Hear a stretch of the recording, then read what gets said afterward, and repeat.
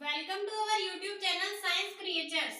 आज का जो हमारा टॉपिक होने वाला है वो बहुत इंटरेस्टिंग टॉपिक है, क्योंकि आज हम पढ़ेंगे हमारी डायनेमिक स्टेट ऑफ बॉडी के बारे में। डायनेमिक स्टेट ऑफ बॉडी क्या होती है, इसके अंदर हम एक बहुत इंटरेस्टिंग टॉपिक के बारे में पढ़ेंगे जो हम सोचते आ रहे हैं हमेशा से कि शायद ऐसा होता होगा हमारी बॉडी में, लेकिन वो गलत है।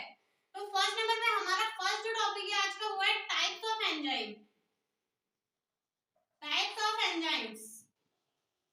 एंजाइम जो है वो कितने प्रकार के होते हैं और कौन कौन से हो सकते हैं। तो फर्स्ट नंबर पे ये अलग अलग बेस हो सकते हैं, किसी भी चीज को वर्गीकृत करने के अलग अलग आधार हो सकते हैं। तो उस आधार पर फर्स्ट आधार आता है कि जो एंजाइम है वो कोशिका के बाहर अपना काम कर रहे हैं कोशिका के अंदर। ठीक है, तो फर्स्ट नंबर पे आता है कोशिका के बाहर, जो बाह्य मतलब एक्स्ट्रा सेल्यूलर बाह्य कोशिकीय एंजाइम। बाह्य कोशिकीय एंजाइम, ठीक है। बाह्य कोशिकीय एंजाइम कौन से हैं? नाम से पता चल रहा है कि बाह्य कोशिकीय एंजाइम का मतलब है वे एंजाइम्स जो सेल के बाहर अपना काम करते हैं। तो अब आप बताओ कि सेल के बाहर हमारे कौन कौन से एंजाइम वर्क करते हैं। फर्स्ट नंबर पे हमारा आता है कि जो पाचन एंजाइम है, सारे के सारे नाम से पता चल रहा है, डेफिनेशन की जरूरत नहीं है। फर्स्ट आते हैं हमारे पाचन एंजाइम। पाचन एंजाइम कौन कौन से हैं? जैसे हम बात करते हैं पैनक्रिएटिक एंजाइम्स जो हैं, जो अग्नाशय के अंदर एंजाइम बन रहे थे, क्या वो अग्नाशय के अंदर काम आते हैं? अग्नाशय के अंदर तो वो काम आते नहीं है। जब हम डाइजेशन पढ़ेंगे तो उसके अंदर पता चलता है जो एंजाइम्स अग्नाशय के अंदर बनते हैं वो एंजाइम ग्रहणी के अंदर पाचन करने के लिए मदद करते हैं, वहां से आकर खुलते हैं ऑडिज स्फिंक्टर से। तो जो पैनक्रिएटिक एंजाइम्स हैं वो हमारा अपना वर्क का करते हैं ग्रहणी में आके। तो ऑब्वियसली ये एक्स्ट्रा सेल्यूलर हुए, सेल के बाहर काम कर रहे हैं। निर्माण तो ऑब्वियसली सभी एंजाइम्स का निर्माण तो कोशिकाओं में ही होगा। तो ये जो पैनक्रियाटिक एंजाइम बनते हैं वो तो सारे किसमें बनते हैं? अग्नाशय के अंदर। अग्नाशय की जो सेल्स हैं, सेल्स के अंदर निर्माण होता है, पर सेल्स के अंदर काम नहीं आता, उनका काम आता है ग्रहणी के अंदर बाहर। तो ये जितने भी पाचन एंजाइम है वो सारे सारे बाह्य कोशिकीय एंजाइम्स होते हैं। सेकंड नंबर पर हमारा आता है जैसे अंतःकोशिकीय, एंडोसेल्यूलर। ठीक है, तो अंतःकोशिकीय कौन कौन से एंजाइम्स हो सकते हैं? सिंपल है, वे एंजाइम जो कि कोशिका के अंदर काम आते हैं और कोशिका के अंदर ही निर्माण होता है। निर्माण तो सबका अंदर ही हुआ। बाह्य कोशिकीय जो कोशिका के बाहर जो पदार्थ होते हैं उन्हें तो एपोप्लास्ट कहते हैं। एपोप्लास्ट होता है वो तो डेड होता है, तो बाहर तो किसी चीज का निर्माण होगा नहीं। एंजाइम्स वगैरह प्रोटीन इनका निर्माण जो है हमारी एंडोप्लाज्मिक रेटिकुलम, ग्लाइकोबॉडीज ये सब मिलकर करती है। राइबोसोम करता है प्रोटीन का निर्माण डीएनए की वजह से। तो एंजाइम बनते तो हमारे कोशिका के अंदर ही है, लेकिन काम आने वाले हिसाब से दो भागों में बांटा जा सकता है, बाह्य कोशिकीय और सेकंड आता है एंडोसेल्यूलर जो अंदर काम आते हैं। तो अंदर हमारे कौन कौन सी रिएक्शंस चलती है उस हिसाब से फर्स्ट एग्जांपल हमारा आता है जितनी भी रेस्पिरेटरी श्वसनीय रिएक्शंस हैं। ठीक है, श्वसनीय रिएक्शंस के अंदर कौन कौन सी रिएक्शन आ सकती है? सारी की सारी ग्लाइकोलाइसिस, क्रेब्स साइकिल, ये सारे श्वसनीय रिएक्शन है। रेस्पिरेटरी जो रिएक्शंस है वो है। तो रेस्पिरेटरी रिएक्शंस ऑब्वियसली कोशिका के अंदर ही होती है, माइटोकॉन्ड्रिया के अंदर। तो माइटोकॉन्ड्रिया कोशिका के अंदर है। तो ये जो एंजाइम्स हैं जो ग्लाइकोलाइसिस में काम आते हैं वो सारे के सारे एंजाइम श्वसनीय रिएक्शन के एंजाइम जो है वो एंडोसेल्यूलर होते हैं। इसके अलावा कौन से हो सकते हैं? जैसे जो हमारा फोटोसिंथेसिस होता है, फोटोसिंथेसिस किसके अंदर होता है? क्लोरोप्लास्ट के अंदर। तो क्लोरोप्लास्ट भी एक सेल ऑर्गेनल्स है। तो सेल ऑर्गेनल है तो इसका मतलब सेल के अंदर प्रेजेंट है, तो ये भी एक एंडोसेल्यूलर एंजाइम है। तो ये तो एक बेस था कि या तो एंजाइम जो है वो बाहर काम आ रहे हैं या अंदर काम आ रहे हैं, इस आधार पर बांटा गया है। अब एक इंपॉर्टेंट तरीका आता है जिसे उसकी रिएक्टिविटी कि वो किस प्रकार से रिएक्शन कर रहा है उसके अकॉर्डिंग बांटा गया है। तो फर्स्ट नंबर पे उसकी ट्रिक है याद करने की, ये जो है वो रिएक्शन के अकॉर्डिंग हम उसको क्लासिफाई करते हैं। ठीक है, फर्स्ट नंबर उसकी ट्रिक होती है ओथ लेल। ठीक है, अब इसमें देखते हैं, अभी हम एंजाइम क्लासिफिकेशन देख रहे हैं ना, ये हमारा क्लासिफिकेशन है कि किन किन वर्गों में बांटा जा सकता है। ये क्लासिफिकेशन वही रहता है कि हम क्लासिफाई क्यों करते हैं चीजों को, ताकि हम स्टडी इजी हो जाए। यहाँ तो हम एक एक एंजाइम के बारे में पढ़े, 2000 3000 बहुत सारे एंजाइम्स प्रेजेंट है, या फिर हम इनकी क्लास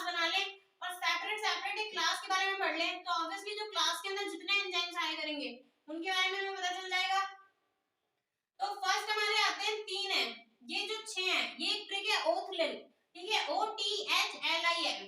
ओ का मतलब है ऑक्सीडो रिडक्टेज एंजाइम, ठीक है, ये हमारा फर्स्ट हो गया। टी का फुल फॉर्म है ट्रांसफरेज एंजाइम, ठीक है। एच का मतलब है हाइड्रोलेजेस एंजाइम,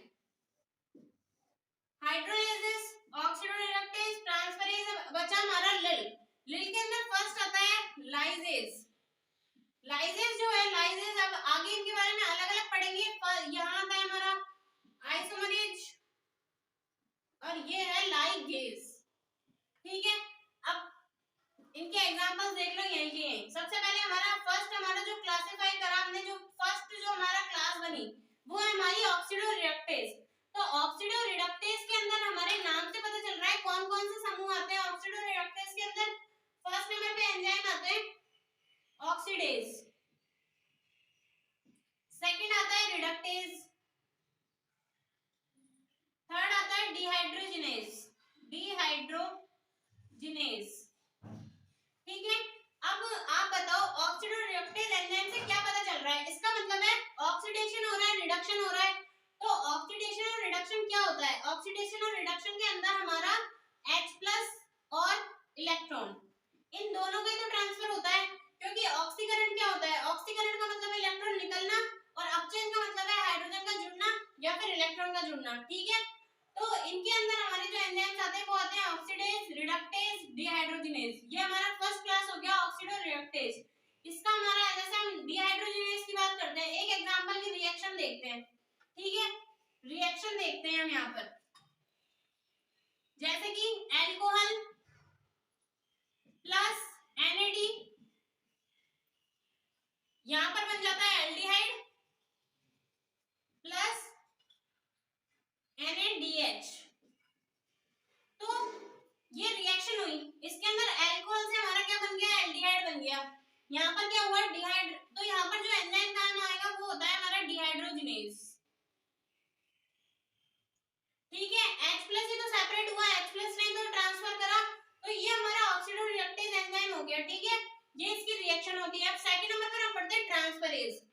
तो ट्रांसफरेज का मतलब नाम से पता चल रहा है, जितने भी क्लास बनाए ना उन सबका नाम से पता चलेगा। ट्रांसफरेज जो है इसके अंदर मतलब ट्रांसफर हो रहा है, लेकिन हमने ऑक्सीडो रिडक्टेज के अंदर पढ़ा किन चीजों का ट्रांसफर होता है, H+ और इलेक्ट्रॉन का। तो ट्रांसफरेज के अंदर इलेक्ट्रॉन और H+ के अलावा समूह का ट्रांसफर होता है, ठीक है। ट्रांसफरेज के अंदर जो है वो अन्य वर्गों का ट्रांसफर होता है, जैसे वो फॉस्फेट हो सकता है, या फिर कोई समूह हो सकता है। H+ के अतिरिक्त जो है वो H+ के अतिरिक्त ट्रांसफर होता है, ठीक है। जैसे एग्जांपल है, समूह कौन कौन से हो सकते हैं, जैसे अमीन समूह है, अमीन का ट्रांसफर हो गया। तो फर्स्ट आता है हमारा ट्रांस एमिनेज या फिर काइनेज।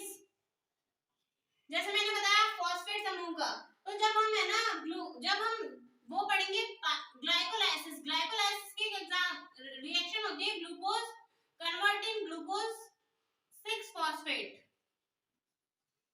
तो ग्लूकोज जो है वो ग्लूकोज 6 फॉस्फेट में कन्वर्ट हो गया, इसका मतलब कौन सा समूह इसके अंदर ऐड हुआ, कौन सा समूह इसके अंदर ट्रांसफर हुआ।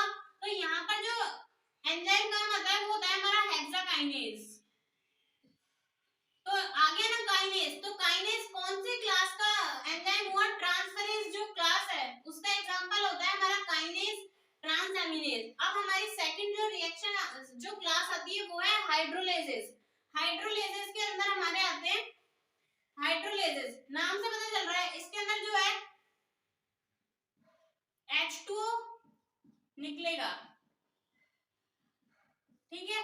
हाइड्रोलेजेस के अंदर हमारा जल के अणु निकलते हैं, H2 निकलेगा, ठीक है। अब ये बताओ H2O निकलेगा तो वो रिएक्शंस जिनके अंदर से विघटन होगा, ऑब्वियसली जब हम बात करते हैं पाचन एंजाइमों की, जो हमारे पाचन एंजाइम होते हैं, पाचन एंजाइमों के अंदर क्या होता है, जब हम पाचन एंजाइमों के अंदर जैसे हम बात करते हैं ग्लाइकोसाइडिक बॉन्ड की, ग्लाइकोसाइडिक बॉन्ड का जब निर्माण हो रहा था तो उसके अंदर से H2O निकल रहा था, तो सेम ऐसे यदि हमारे पास डाइसैकेराइड कोई शर्करा रखी हुई है, तो यहाँ ये तो हो ही गया डाइसैकेराइड, यदि हमारे पास कोई शर्करा रखी हुई है तो उसका जब हम पाचन करेंगे हाइड्रोलेसिस, ठीक है।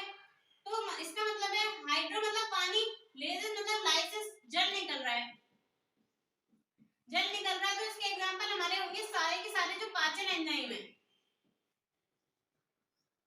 पैक्टेज, न्यूक्लियस, जितने भी पाचन एंजाइम है ना, क्योंकि वो हमारे बड़े समूह से जो हमारी छोटी छोटी इकाइयां बनाते हैं ना, तो साथ में H2 का निष्कासन करते हैं, तो इसलिए इन एंजाइम्स को बोलते हैं हाइड्रोलेसिस, ठीक है।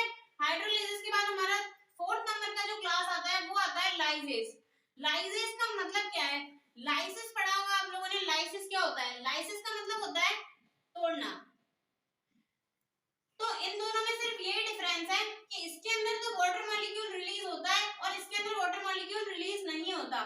तो इसका मतलब है लाइसिस मतलब इसमें विघटन होता है, जैसे कि कोई रिएक्शन है C double bond C X and Y, C triple bond C plus XY, तो यहाँ पर विघटन हो गया, लेकिन ना तो कोई H2 मॉलिक्यूल निकला ना कुछ।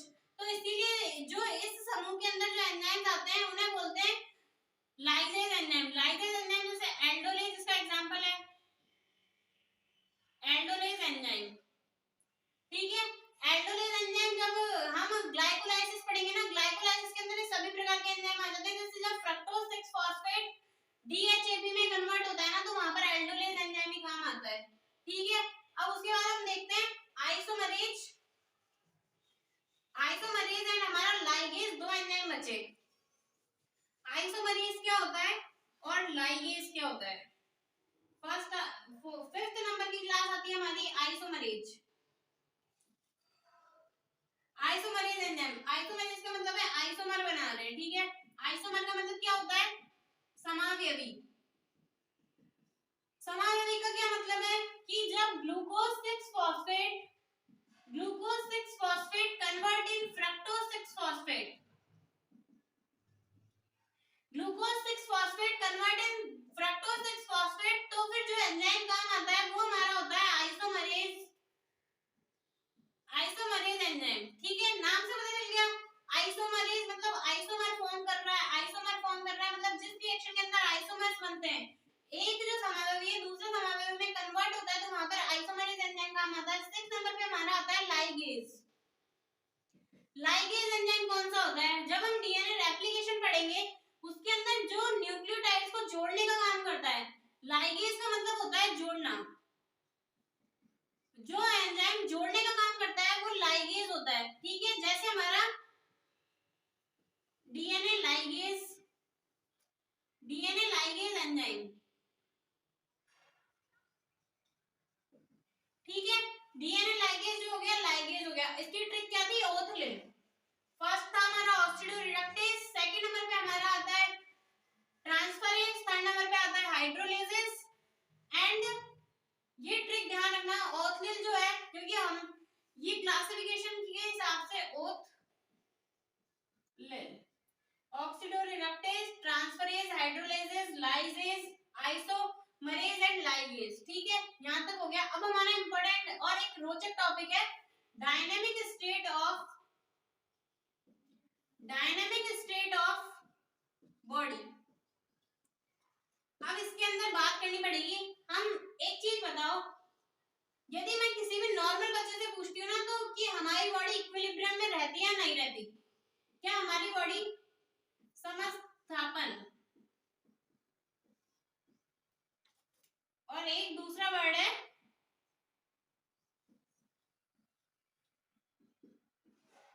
एक तो होता है इक्विलिब्रियम और दूसरी चीज होती है होमियोस्टेसिस। अब नॉर्मल क्वेश्चन है कि जो लिविंग बॉडी है क्या वो इक्विलिब्रियम में रहती है या नहीं रहती? तो मोस्टली लोग बोलते हैं हाँ रहती है, इक्विलिब्रियम में रहती है, कभी वर्क कर रही है, शायद ऊपर नीचे हो जाती है तो वर्क नहीं करती। फर्स्ट आता है होमियोस्टेसिस, समस्थापन में रहती है या नहीं रहती? इसका तो जवाब सही है कि जो हमारी ह्यूमन बॉडी है वो समस्थापन में रहती है। समस्थापन में नहीं रहेगी, समस्थापन का मतलब है उसका एक ऑप्टिमम टेम्परेचर है, ऑप्टिमम पीएच है, ऑप्टिमम ओपी है, परासरण दाब, वो जो है वो उसका हमेशा मेंटेन करके रखती है। ऊपर नीचे होने के बाद उसकी मेटाबॉलिक रिएक्शन, उसकी जो प्रोडक्टिविटी है वो कम हो सकती है, मतलब समस्थापन में तो रहती है। समस्थापन का मतलब है कि हमने हमारा जो डेवलपमेंट हुआ है, जो हमारा विकास हुआ है, उतने में हमने क्या गेन किया है, क्योंकि हम जब विकास करके हम किसी स्टेट तक पहुंचे हैं तो ऑब्वियसली हमने जो है चेंजेस किए हैं, तो जो हमारी बॉडी है उसने चेंजेस करके, परिवर्तन करके एक ऐसी स्टेज प्राप्त कर ली है जिसके अंदर की उसकी जो प्रोडक्टिविटी है वो हाईएस्ट है, तो वो उसकी समस्थापन स्थिति है। ठीक है, इसका मतलब उसका जो बॉडी का जो ऑप्टिमम टेम्परेचर है, हमारे ह्यूमन बॉडी का 37 डिग्री होता है, तो वो उसके ऊपर है ना मैक्सिमम प्रोडक्टिविटी दिखाती है, तो समस्थापन तो होता है। उसका परासरण दाब जो है वो निश्चित होता है, परासरण दाब निश्चित होता है, उसका पीएच मेंटेन रहता है। ठीक है, पर क्या जो ह्यूमन बॉडी है वो इक्विलिब्रियम में रहती है या नहीं रहती? तो इसका जवाब रहता है इक्विलिब्रियम में नहीं रहती, इक्विलिब्रियम में नहीं रहती, क्योंकि हमारी जो बॉडी है वो इक्विलिब्रियम कब रहेगी? हमारी बॉडी इक्विलिब्रियम में रहती है जब हम डेड हो जाते हैं, डेथ के टाइम इक्विलिब्रियम में बॉडी रहती है, डेथ के टाइम। तो इसकी एक लाइन है कि जो हमारी सजीव बॉडी है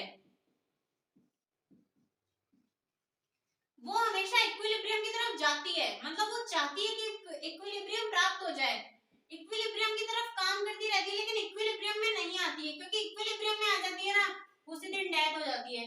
इसी वजह से सजीव बॉडी सदैव